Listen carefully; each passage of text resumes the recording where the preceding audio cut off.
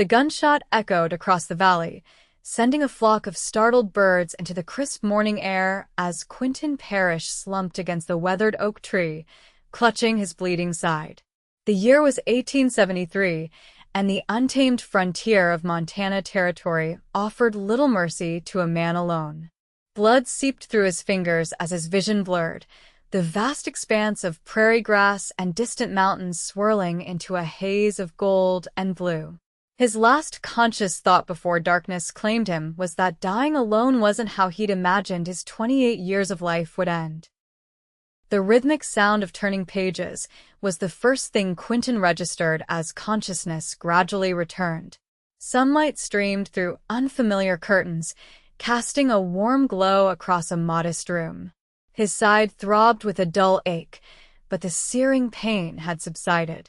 Disoriented, he shifted slightly, causing the wooden bed frame to creak beneath him. The sound of pages stopped. Turning his head with effort, Quentin's gaze fell upon a woman sitting in a chair beside his bed. Auburn hair caught the sunlight as she looked up from the book in her lap, revealing eyes the color of spring sage. She appeared to be in her mid-20s, dressed simply in a calico dress with sleeves rolled to her elbows. "You're awake," she said, her voice soft but clear. "That's good. You've been out for 3 days." Quentin attempted to speak, but his throat felt like sandpaper. The woman seemed to understand, reaching for a cup of water on the bedside table and helping him drink. "Where am I?" he finally managed. "My father's ranch." "Rose Hill," she replied, setting the cup down. "I'm Ruby Ross. My father and I found you near Copper Creek when we were returning from town. You were half dead from blood loss." Ruby picked up her book again, her fingers tracing the line where she'd left off. Without thinking, she began reading aloud, her voice weaving the tale of explorers in distant lands. Quentin closed his eyes, letting her words wash over him. There was something comforting about the cadence of her voice, something that made him feel strangely secure after days of running. "Keep talking," he murmured, his eyes still closed. "I like the sound of safe." Ruby paused, studying his face. "Safe. Your voice," Quentin explained, opening his eyes to meet hers. "It sounds like what being safe feels like." A slight blush colored her cheeks, but she resumed reading, her voice carrying him back into a peaceful slumber. The next time Quentin woke, sunlight had given way to the golden hues of late afternoon. Ruby was no longer at his bedside, but the book remained on the chair. Attempting to sit up, he grimaced as pain flared through his side. "I wouldn't do that if I were you," came a gruff voice from the doorway. A broad-shouldered man with a weathered face and the same green eyes as Ruby stepped into the room. "Doc Jenkins says that bullet took a fair piece of flesh with it." "Mr. Ross, I presume," Quentin said, easing himself back down.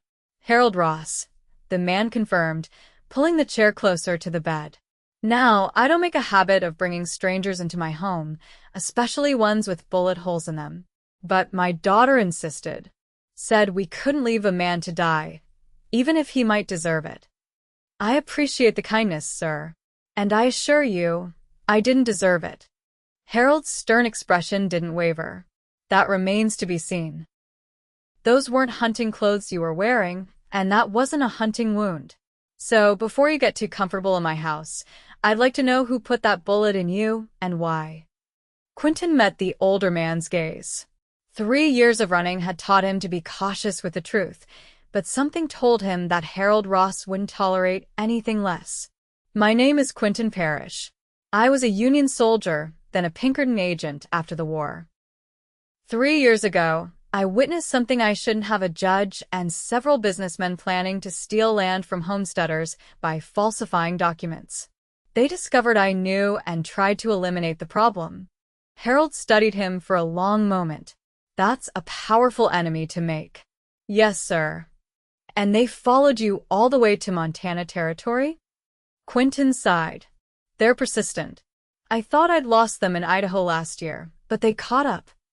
The door opened again, and Ruby entered carrying a tray with a steaming bowl.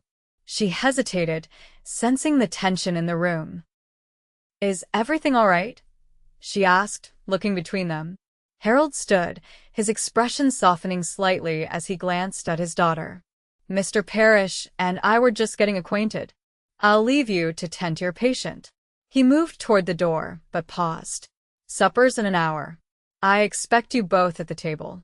After her father left, Ruby placed the tray on the bedside table. "He's not as intimidating as he pretends to be," she said with a small smile.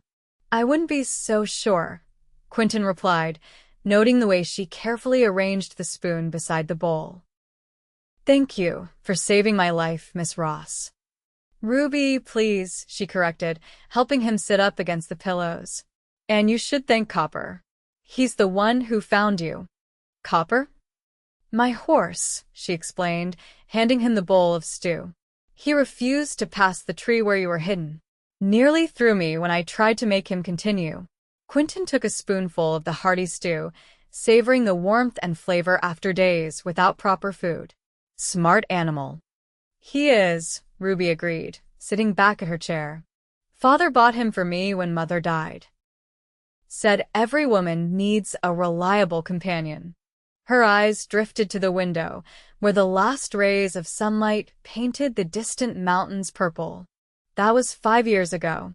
"I'm sorry about your mother," Quentin said softly. Ruby nodded, her gaze returning to him. "Father says you're in some kind of trouble." "I am," he admitted. "And I shouldn't stay long. The men after me won't hesitate to harm anyone who helps me." "Well, you're not going anywhere until that wound heals," she said firmly. "Besides, Rosehill is 20 miles from the nearest town. No one will find you here unless they know where to look." Quentin wanted to protest, to explain the danger he posed, but the determination in Ruby's eyes suggested it would be futile. Instead, he finished his stew in silence, wondering how he'd ended up in the care of possibly the most stubborn woman in Montana territory. True to Harold's word, Quentin found himself at the Ross family dining table an hour later, propped up with extra cushions and still wearing borrowed nightclothes. The simple farmhouse kitchen was warm and inviting, with bundles of dried herbs hanging from the ceiling beams and a large cast-iron stove radiating heat. "Ruby tells me you were a Pinkerton," Harold said as they ate. "What brought you to that line of work?" Quentin set down his fork. "After the war, I needed something that made sense. Tracking down train robbers and counterfeiters seemed more straightforward than rebuilding a life from scratch." "Were you at Gettysburg?" Harold asked, his expression unreadable. "Yes, sir. With the 20th Maine." Harold nodded slowly. "I lost my brother at Seminary Ridge. Confederate side." The tension in the room thickened. Quentin held the older man's gaze, unsure how to respond. The war had ended 8 years ago, but the wounds it left ran deep, especially in border states like Kentucky, where the Ross family had originated. "The war took too much from too many," Quentin finally said. "On both sides." Ruby glanced between them, her hands tightening around her water glass. "Father, Mr. Parrish needs rest, not an interrogation about a war that's long over." To Quentin's surprise, Harold's stern expression softened into something resembling respect. "Your mother would have said the same thing," he told Ruby before turning back to Quentin. "You're welcome to stay until you're healed, Mr. Parrish. After that, we'll see." The next few days fell into a rhythm. Ruby would tend to Quentin's wound in the morning, changing bandages and applying salve made from plants she gathered herself. Afternoons she spent reading to him, sometimes from her collection of novels, other times from newspapers that Harold brought back from his infrequent trips to town. On the 5th day, Quentin was strong enough to sit on the front porch, watching as Ruby worked in the garden nearby. The spring air was fresh with the scent of wildflowers and pine, a stark contrast to the smoke-filled saloons and dusty trails he'd known for years. "You're staring," Ruby commented without looking up from the carrot she was pulling. "Just appreciating the view," Quentin replied, then quickly added, "The mountains, I mean. We don't have anything like this in Illinois." Ruby stood, brushing dirt from her hands. Is that where you're from originally? Illinois. Born and raised near Springfield, he confirmed. My father was a blacksmith. Taught me the trade before I enlisted. Is that what you'll do when you stop running? Blacksmithing. The question caught him off guard. The truth was, Quentin hadn't thought much about what came after, if there even was an after. For 3 years, survival had been his only goal. I haven't made plans that far ahead, he admitted. Ruby approached the porch, her basket full of vegetables. That's no way to live, Mr. Parrish. Quentin, he corrected, finding he liked the way his name sounded in her clear voice. And what about you? What does the future hold for Ruby Ross? She leaned against the porch railing, considering the question. I suppose I'll stay here, helping father with the ranch. There aren't many options for a woman alone in these parts. You're not alone, Quentin pointed out. You have your father and apparently a very intuitive horse named Copper. That drew a genuine laugh from her, a sound that Quentin immediately wanted to hear again. True enough, she conceded. But sometimes I wonder what it would be like to have more. To see the places I've only read about in books. Before Quentin could respond, the distant sound of hoofbeats reached them. Ruby straightened, her expression shifting from relaxed to alert in an instant. We're not expecting visitors, she said, her voice low. Can you make it back inside? Quentin was already on his feet, ignoring the pain in his side. How many guns do you have in the house? Father keeps a shotgun by the door and a rifle in his room. I have a revolver in the drawer by my bed. Get inside and stay low, Quentin instructed, moving toward the door with more speed than his healing body appreciated. If it's who I think it is, they won't hesitate to use force. Ruby followed him inside, closing the door firmly behind them. She moved efficiently, retrieving the shotgun and handing it to Quentin before disappearing down the hallway, presumably to get her own weapon. Through the front window, Quentin could see 3 riders approaching, 2 men flanking a third who rode slightly ahead. Even at a distance, he recognized the leader's distinctive black hat. Samuel Blackburn, the judge's personal enforcer. Ruby returned with a Colt revolver, her face pale but determined. Father's in the north pasture with the hands.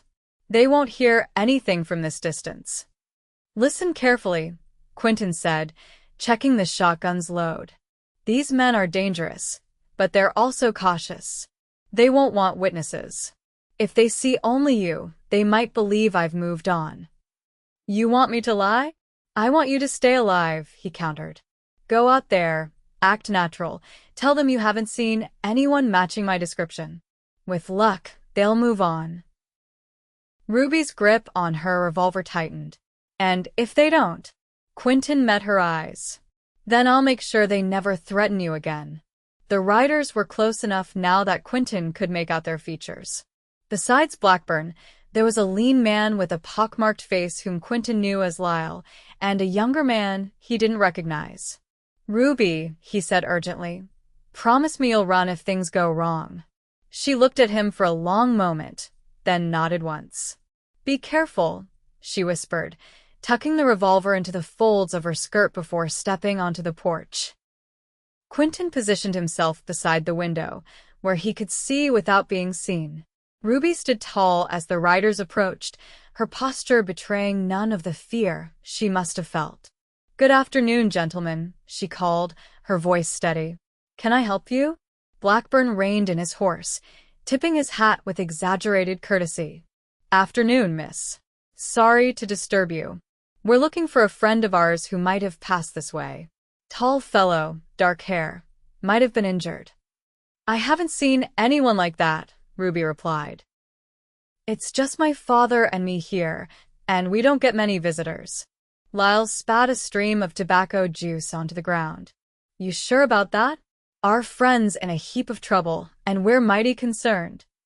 Ruby's hands folded calmly in front of her. I'm quite sure. The nearest neighbors are 10 miles east at the Peterson place. You might try there. The youngest rider shifted uncomfortably in his saddle. Maybe we should move on, Sam. Lady says he ain't here. Blackburn ignored him, his gaze sweeping over the property. That's a mighty big house for just 2 people.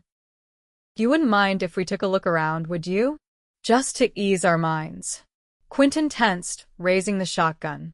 From his position, he could take down Blackburn before the man cleared his holster, but the others would have time to react.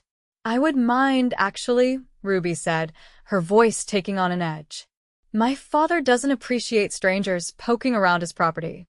He's due back any minute with our ranch hands. If your friend comes by, I'll be sure to tell him you're looking for him. Blackburn's friendly demeanor slipped, revealing the cold calculation beneath. You seem nervous, miss. Makes me wonder if you're being entirely truthful. Ruby's hand drifted closer to the hidden revolver. And you seem insistent, sir. Makes me wonder if you're really looking for a friend. The tension stretched between them, tight as a bowstring. Quentin steadied his breathing, finger hovering near the trigger.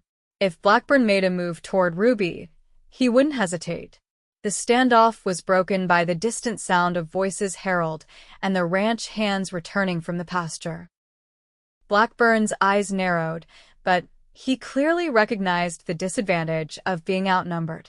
Well, we won't take any more of your time, he said, the false pleasantness returning to his voice. If you do happen to see our friend, tell him Sam says the offer still stands. He just needs to return what's rightfully ours. Ruby inclined her head slightly. I'll pass along the message. With a final assessing look, Blackburn wheeled his horse around. The 3 riders departed at a canter, dust rising behind them as they headed toward the main road. Quentin waited until they were specks in the distance before lowering the shotgun. Ruby remained on the porch until her father and the ranch hands appeared around the bend, then sagged against the railing, the composure she had maintained draining away. You did well, Quentin said, joining her outside. They'll be back, she replied, her voice trembling slightly. They didn't believe me. I know, he agreed, his gaze fixed on the horizon where the riders had disappeared. Which means I need to leave as soon as possible. Ruby turned to face him. And go where? They'll just follow you.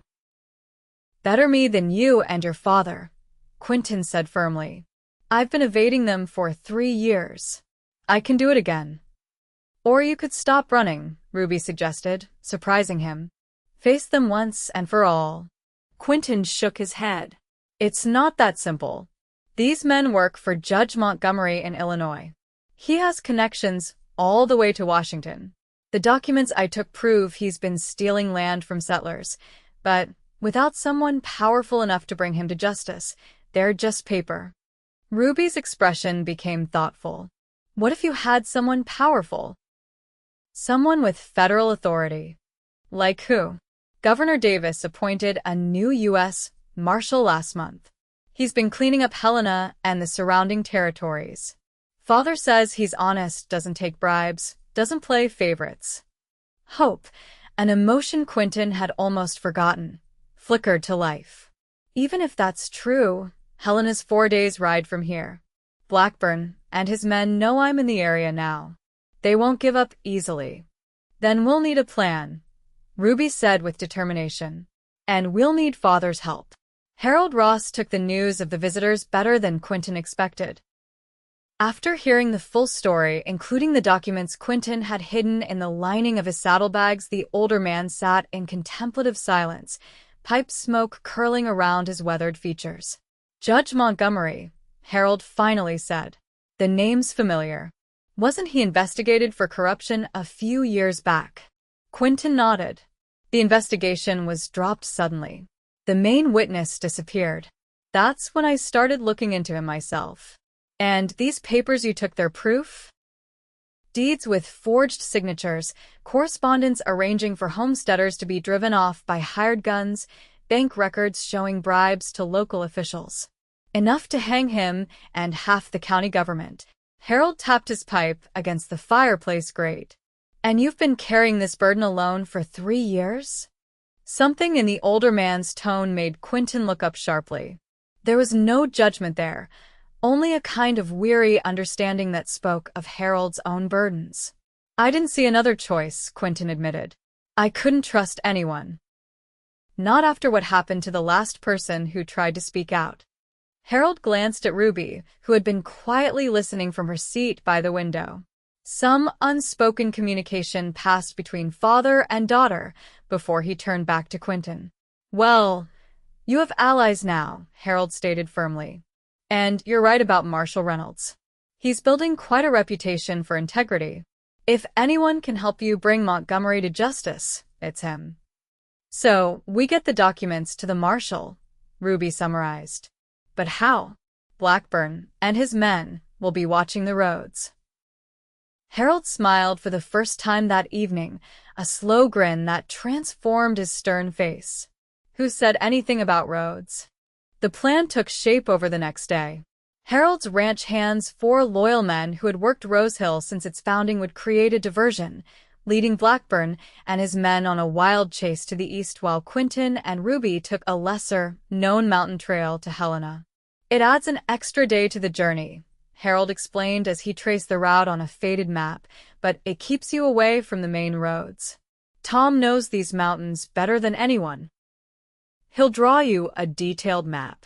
Tom, a gray-haired man with the weathered look of someone who'd spent his life outdoors, nodded his agreement. There's an old trapper's cabin about halfway. You can rest there overnight. The preparations continued through the evening and into the next day. Supplies were packed, horses were selected, and the documents were carefully hidden in a false compartment in Ruby's saddle, a precaution in case Quentin was captured. As sunset approached on the second day, Quentin found himself alone with Harold on the front porch. The older man was cleaning his rifle, his movements methodical and practiced.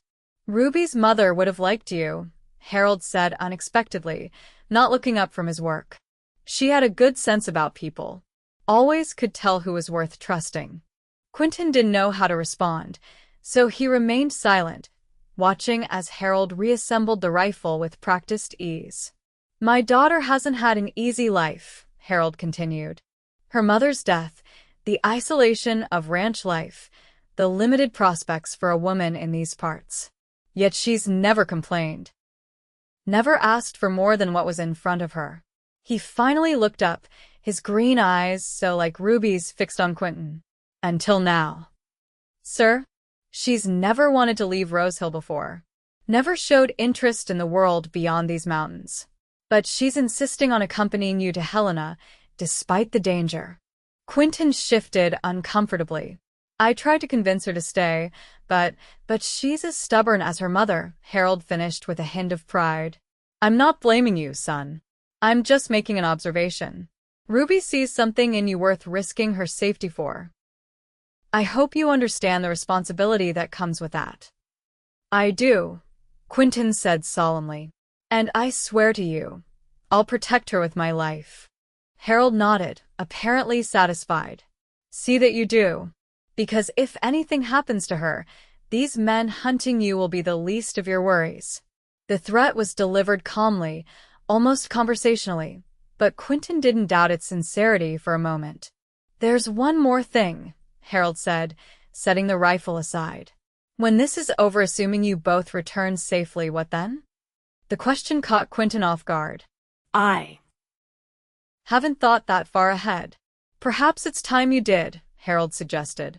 Ruby deserves someone who is more than just running in their future.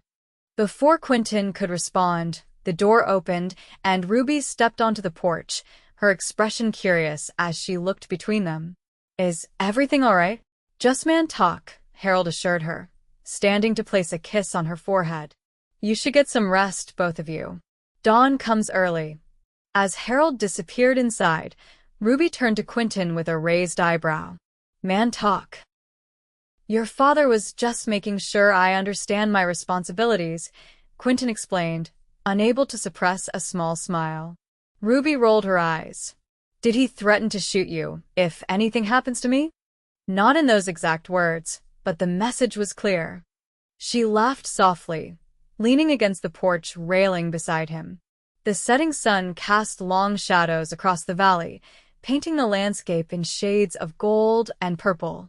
In the distance, a coyote called out, its lonely cry echoing through the stillness. "Are you afraid?" Ruby asked after a moment of companionable silence. Quentin considered the question honestly. "Not of Blackburn or his men," he finally answered. "I've been dealing with their kind for years. But I am afraid of what might happen to you and your father because of me." Ruby's hand found his on the railing, her touch warm and reassuring. "We made this choice with our eyes open, Quentin. Some things are worth the risk." The simple gesture, her hand on his, sent an unexpected warmth through Quentin's chest. For 3 years, he'd avoided connections, knowing they could be used against him. Yet here, in the fading light of a Montana evening, he found himself drawn to this woman who had saved his life in more ways than one. "What is it?" Ruby asked, noticing his intent gaze. "I was just thinking that your father is right," Quentin admitted. "You deserve someone who is more than just running in their future." Ruby's expression softened. "And what do you have in your future, Quentin Parrish?" The question hung between them, heavy with possibility.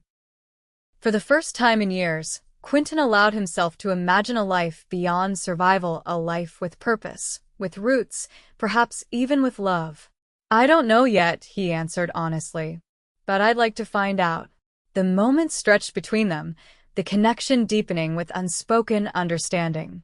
Finally, Ruby squeezed his hand once before releasing it. "We should get some rest," she said, echoing her father's advice. "Tomorrow will be a long day." As she turned to go inside, Quentin called after her softly. "Ruby." She paused, looking back over her shoulder. "Thank you," he said simply. "Not just for saving my life, but for reminding me that it's worth living." Her smile in response was like sunrise breaking over the mountains, full of warmth and promise. "Good night, Quentin." "Good night, Ruby."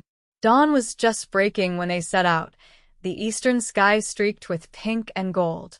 Ruby rode her beloved Copper, while Quentin was mounted on a sturdy buckskin named Jasper. They traveled light, carrying only what was necessary for the journey. Harold and his men had departed an hour earlier, making a conspicuous show of heading east to trail Blackburn, and his men would almost certainly follow. The diversion would buy Quentin and Ruby time to reach the mountain trail undetected. They rode in silence for the first few hours, alert for any sign of pursuit. The plains gradually gave way to foothills, and by midday, they were climbing steadily into the mountains. The air grew cooler, filled with the scent of pine and the sound of mountain streams. "How's your side?" Ruby asked during a brief rest, noticing the way Quentin winced as he dismounted. "Sore but healing," he assured her, stretching carefully. "I've had worse." Ruby handed him a canteen. "That's not as reassuring as you think it is." The path grew narrower as they continued, forcing them to ride single file through dense forests and across rocky terrain. By late afternoon, they reached a high ridge that offered a panoramic view of the valley below. "We should be able to see if anyone's following from here," Quentin said, scanning the landscape with experienced eyes. Ruby joined him at the edge, her gaze equally focused. "I don't see anyone," she reported after a moment. "Do you think Father's plan worked?" "For now," Quentin replied cautiously. "But Blackburn's not easily fooled. Once he realizes he's being led on a false trail, he'll double back. By then, we'll be well hidden in these mountains," Ruby said confidently. "Tom says the trail ahead is rarely used except by trappers and the occasional prospector." They continued their journey as the sun began its descent, casting long shadows through the trees. According to Tom's map, the trapper's cabin should be near, situated in a small clearing beside a stream. "There," Ruby pointed as they rounded a bend. The cabin was small and weathered, its log walls darkened by years of exposure to the elements. A stone chimney rose from the slanted roof, and a narrow porch faced the nearby stream. Quentin dismounted cautiously, drawing his revolver. "Wait here while I check inside." The cabin's interior was simple but well-maintained.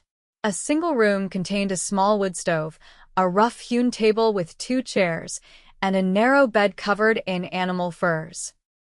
Shelves along one wall held supplies, canned goods, coffee, and other necessities left for travelers in the wilderness tradition of mutual aid. "All clear," Quentin called, returning to the door. "Looks like someone uses it regularly. There's fresh firewood and supplies inside." They settled in for the evening, caring for the horses before turning their attention to their own needs. Ruby proved surprisingly proficient at starting a fire in the wood stove, while Quentin prepared a simple meal from their provisions and what they found in the cabin. As darkness fell, the small space became a sanctuary of warmth and light. They ate at the table, their conversation flowing more easily than Quentin would have expected given the circumstances. "How did you learn to read so well?" he asked, remembering the skill with which she had brought books to life during his recovery. "Your father mentioned you haven't had much formal schooling." Ruby smiled, her expression softening with memory. "My mother taught me. She was a schoolteacher before she married father. She brought a trunk full of books when they came west, and she made sure I read them all." "She sounds like a remarkable woman." "She was," Ruby agreed.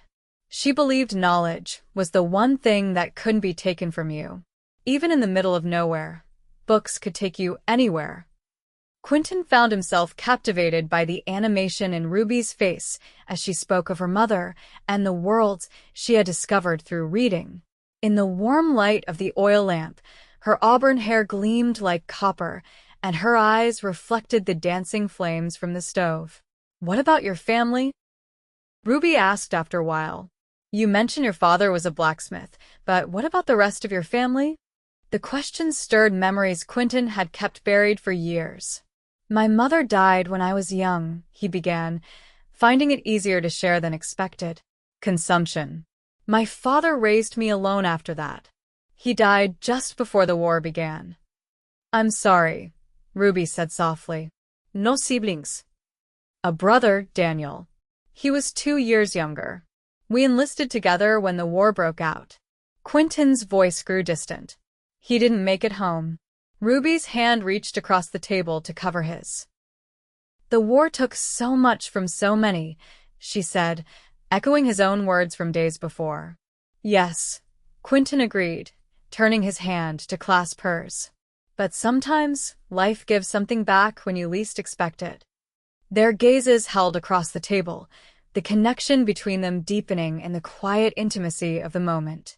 It would have been easy to lean across the small space, to close the distance between them, but Quentin held back.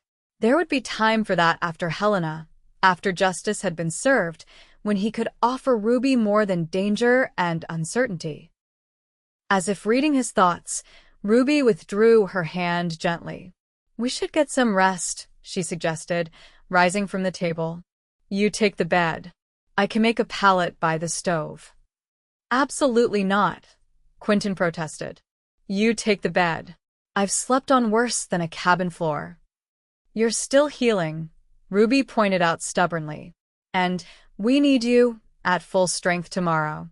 The impasse ended with a compromise. They would share the narrow bed, back to back, with a line of furs creating a symbolic barrier between them.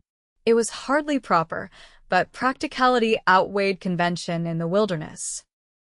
"Good night, Quentin," Ruby murmured as she settled beneath the blankets, her back a warm presence against his. "Good night, Ruby," he replied, staring into the darkness and wondering how his life had changed so dramatically in such a short time.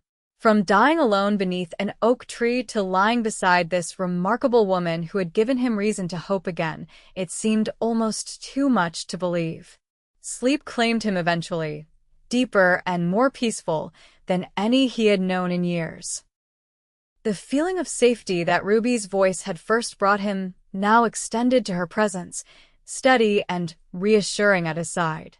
Quentin woke suddenly, every sense alert. The cabin was dark, the fire in the stove reduced to embers.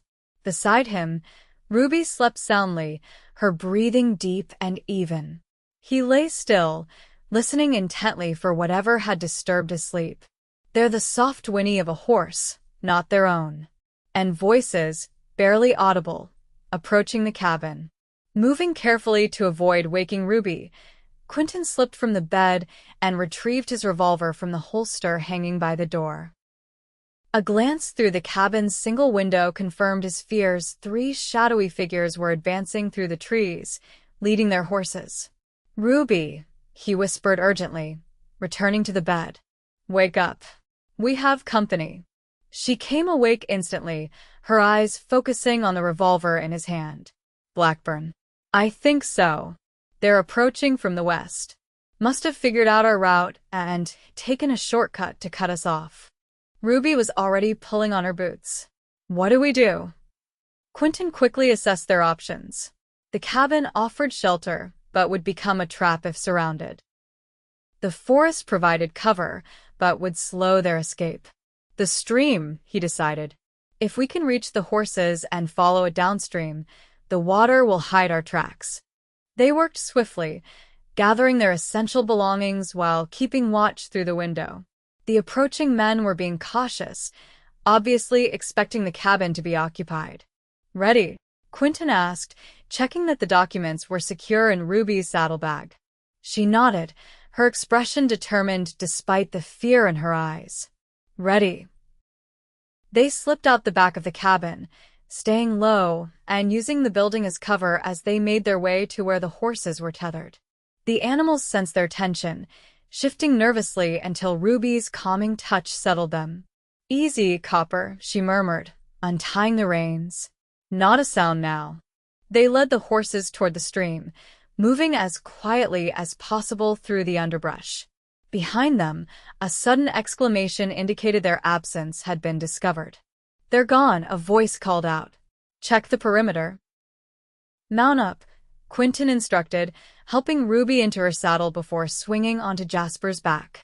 "Stay in the water as long as you can. I'll be right behind you." Ruby hesitated. "We stay together," she insisted. "I won't leave you." "Ruby, no," she cut him off firmly. "Together or not at all." There was no time to argue. The sound of pursuit was growing closer. With a nod of acceptance, Quentin urged Jasper forward, and they entered the stream side by side. The water was cold and swift, reaching halfway up the horses' legs as they moved downstream. The animals were sure-footed despite the slippery rocks, picking their way carefully through the moonlit current. Behind them, shouts and the crash of underbrush indicated their pursuers had discovered their escape route. A shot rang out, the bullet striking a tree trunk well above their heads, a warning rather than a serious attempt to hit them. "They want the documents intact," Quentin explained as they urged the horses to a faster pace. "They won't risk killing us until they have what they want." The stream curved sharply ahead, disappearing into a narrow ravine flanked by steep slopes. It was risky terrain, especially in darkness, but it offered their best chance of eluding Blackburn and his men. "This way," Quentin directed, guiding Jasper toward the ravine's entrance. "Stay close to the wall. The footing's better there." They navigated the treacherous passage in tense silence, the only sounds the rushing water and the occasional dislodged stone tumbling into the stream. The ravine twisted and turned, sometimes narrowing until their legs brushed the rock walls on either side.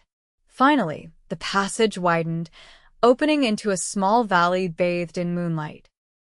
Quentin reined in, listening for signs of pursuit. "I think we lost them," he said after a moment. "At least temporarily. They'll have to dismount to follow us through that ravine."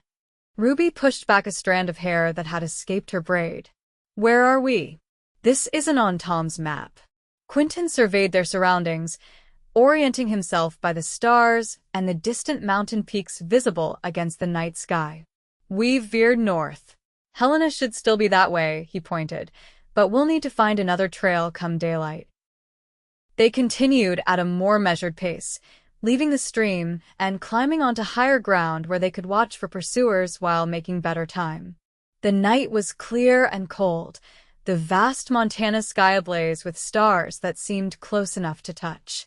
As dawn approached, they reached a high meadow where they could safely rest the horses and themselves. Ruby dismounted stiffly, her exhaustion evident despite her determined spirit. "You should rest," Quentin suggested, helping her spread a blanket on the ground. "I'll keep watch." For once, she didn't argue, sinking onto the blanket with a grateful sigh. Within minutes, she was asleep, her features softened in repose. Quentin sat beside her, revolver at the ready, his gaze alternating between the sleeping woman and the terrain they had traversed. The eastern sky was lightening when Ruby stirred, sitting up with a start. "How long was I asleep?" "A couple of hours," Quentin replied, offering her his canteen. No sign of pursuit. She accepted the water gratefully. "You should have woken me sooner. You need rest too." Before he could respond, the distant sound of a gunshot echoed across the valley. Both froze, listening intently. "Hunting rifle," Quentin assessed. "Too far off to be Blackburn's men." "Could be trappers," Ruby suggested. "Or a hunting party from one of the nearby settlements. Either way, we should avoid them. We can't risk encountering anyone who might mention our presence to Blackburn." They continued their journey as the sun rose, following game trails and natural passes as they made their way toward Helena. The day was clear, the spring air filled with the scent of wildflowers and the sound of birdsong, a stark contrast to the danger that shadowed them. By midday, they had covered significant ground, though the roundabout route meant they were still at least 2 days from Helena. They stopped to rest in the shelter of a pine grove, allowing the horses to graze in a nearby clearing. "Do you think the marshal will believe us?" Ruby asked as they shared a simple meal of jerky and hardtack. "We're asking him to take on a federal judge based on documents that were stolen." "The evidence speaks for itself," Quentin assured her. "And Judge Montgomery has made enemies over the years. I'm not the first to suspect him of corruption, just the first with proof." Ruby nodded thoughtfully, absently twisting a strand of auburn hair around her finger. "And after? When it's over?" The question hung between them, heavy with unspoken possibilities. Quentin had been pondering the same thing since their conversation with Harold. What came after justice was served? "I've been thinking about that," he admitted. "For 3 years. All I've had is running and hiding. I never let myself consider what might come next. And now?" Ruby prompted gently. Quentin met her gaze directly. "Now I find myself thinking about a future that includes more than just survival. A future with purpose, maybe even roots." "Roots," Ruby echoed, a small smile playing at her lips. "That's quite a change for a man who's been on the move for so long." "It is," he agreed, moving closer until their shoulders were nearly touching. "But some changes are worth making, especially when the right reason comes along."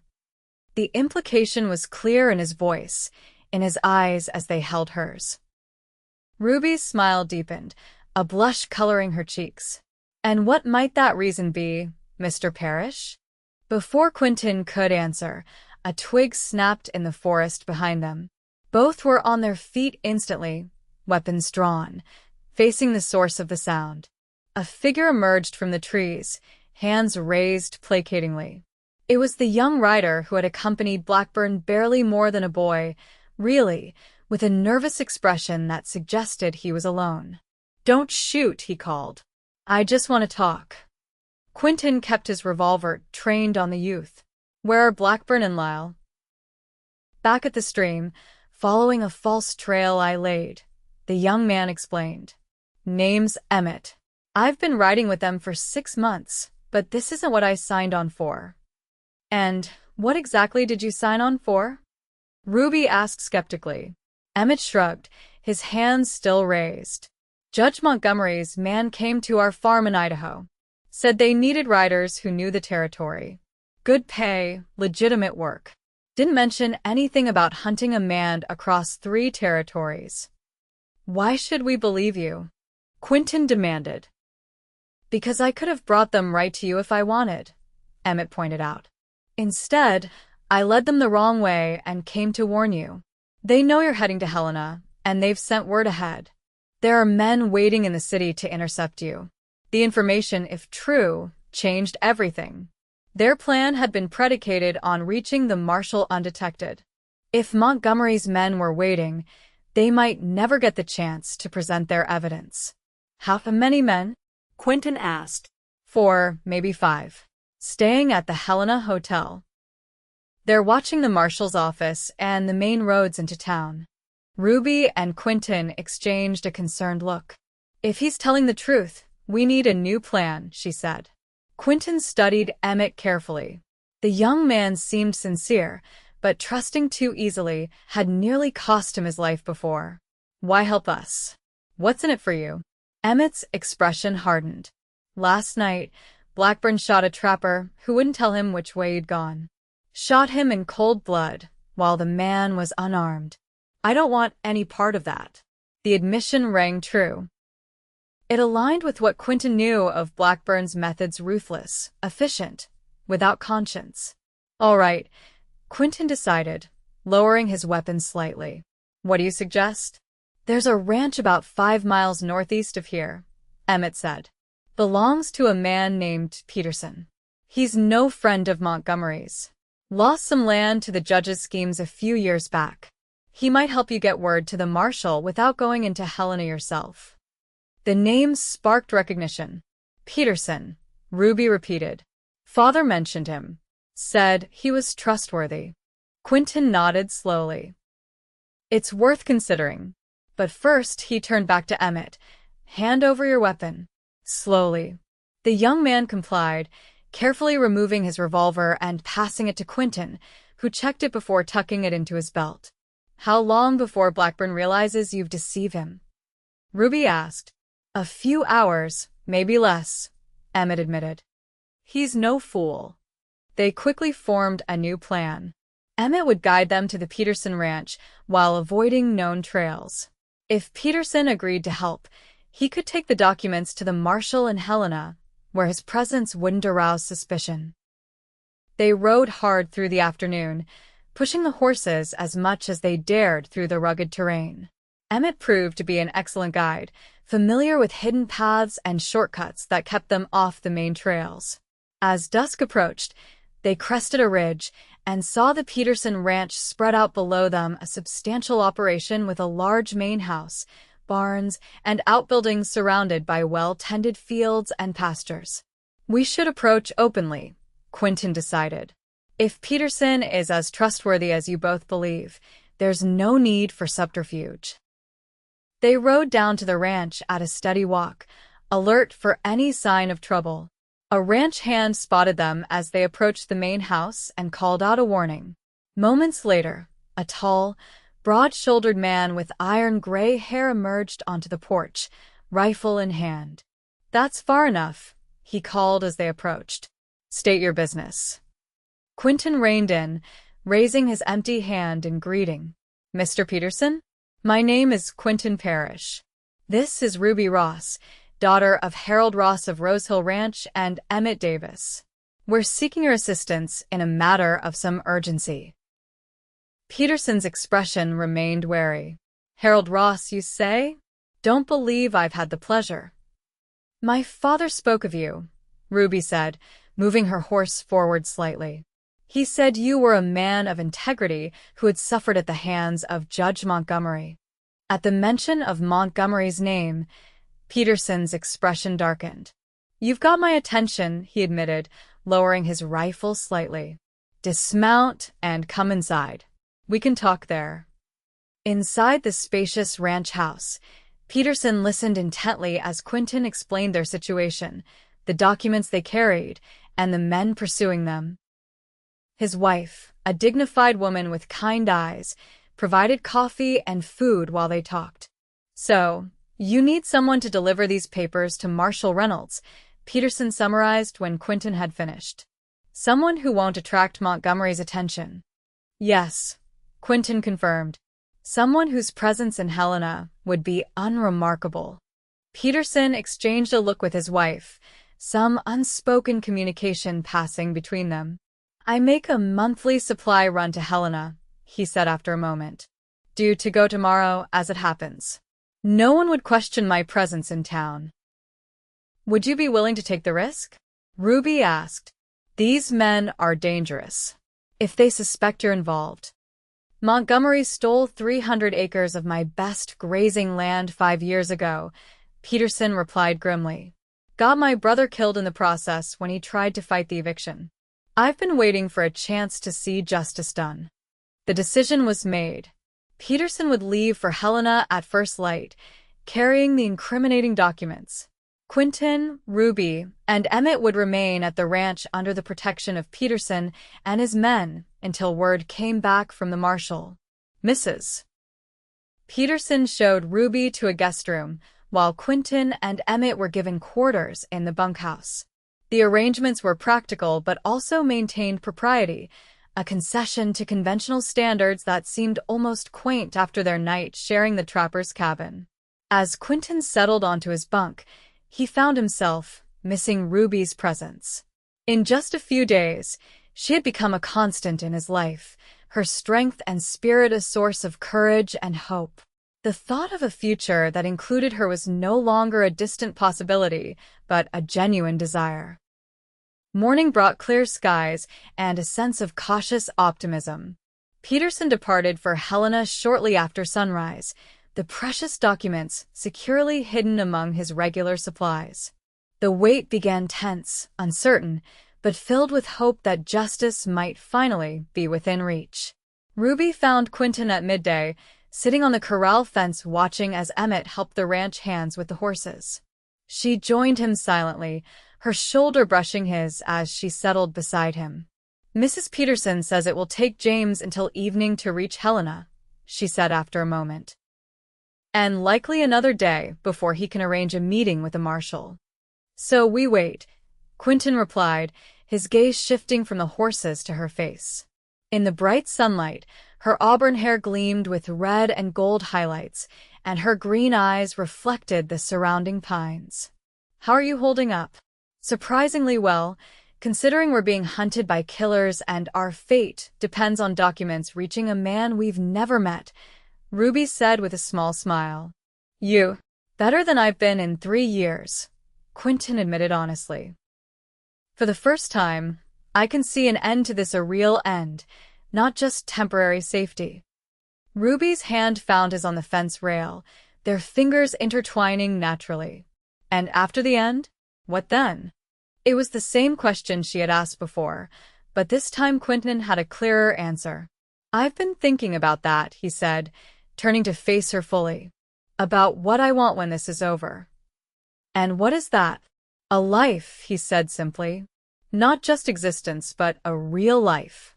With purpose, with a home with love, if I'm fortunate enough to find it. Ruby's eyes softened. And where would this home be? Wherever you are, Quentin replied, the words coming more easily than he expected. If you'll have me. The moment stretched between them, filled with possibility. Ruby's face reflected surprise, then a dawning joy that took his breath away. I think my father would insist on a proper courtship first, she said finally, her voice teasing but her eyes serious. He's quite traditional that way. I would expect nothing less, Quentin assured her, his heart lighter than it had been in years. I'm prepared to do everything properly once Montgomery and his men are no longer a threat. Their conversation was interrupted by the distant sound of approaching riders. Quentin was immediately alert, scanning the horizon. Company, he said tersely, helping Ruby down from the fence. Get inside and warn Peterson's wife. I'll alert the men. The Peterson ranch hands responded quickly to the warning, taking up defensive positions around the property. Emmett joined Quentin at the main house, his young face tense but determined. Could be Blackburn, he said grimly. He knows these territories well. Might have guessed we'd seek help from someone with a grudge against Montgomery. Through field glasses borrowed from Peterson, Quentin studied the approaching riders. There were 5 of them, moving at a steady pace rather than the urgent gallop of pursuers. As they drew closer, He could make out the distinctive uniforms of the U.S. Marshal Service.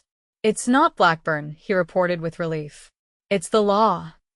The lead rider was an imposing figure with a silver star pinned to his vest, Marshal Reynolds himself, accompanied by 4 deputies. They approached without haste, their manner suggesting official business rather than pursuit.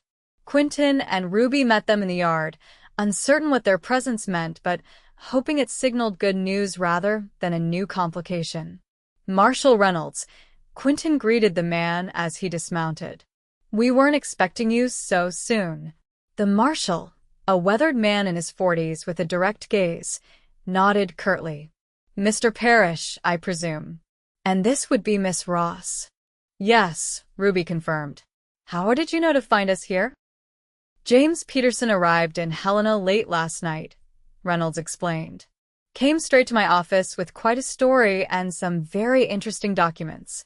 I've been looking for evidence against Montgomery for nearly a year, but witnesses have a habit of disappearing. Or being eliminated," Quentin added grimly. "Indeed," the marshal agreed. "Which is why I rode out immediately. The documents are secure, and I've sent telegrams to the governor and the federal judge in Denver. Montgomery's days of corrupting justice are numbered." The relief was almost overwhelming. After 3 years of running, of looking over his shoulder, of trusting no one, the end was finally in sight. Quentin felt a weight lift from his shoulders, so tangible he almost expected to feel lighter on his feet. "What about Blackburn and his men?" Ruby asked, her practical nature asserting itself even in the moment of triumph. "2 of my deputies are tracking them," Reynolds assured her. "We have warrants for their arrest on multiple charges, including the murder of that trapper. They won't escape justice." Emmett stepped forward hesitantly. "And me, Marshal?" "I rode with them for a time." Reynolds regarded the young man thoughtfully. "Peterson mentioned you helped these 2 escape. That counts in your favor, as does coming forward voluntarily. We'll need your testimony against Blackburn, but I don't see charges being filed against you." The news was better than they could have hoped for. Montgomery would face justice, Blackburn would be brought to account for his crimes, and they were finally, truly safe. 2 days later, word reached the Peterson ranch that Samuel Blackburn and Lyle had been captured attempting to cross into Wyoming territory. Judge Montgomery, upon learning of the warrants issued for his arrest, had apparently suffered a fatal heart attack, a final evasion of earthly justice that was disappointing but couldn't diminish the victory of exposing his crimes. With the danger past, it was time for Ruby and Quentin to return to Rose Hill Ranch. They bid farewell to the Petersons, who had become friends in the brief but intense time they had spent together. Emmett, offered a job on the Peterson ranch, decided to stay, grateful for the chance to build a new life away from the shadow of his past mistakes. The journey back to Rose Hill was relaxed compared to their frantic escape days earlier.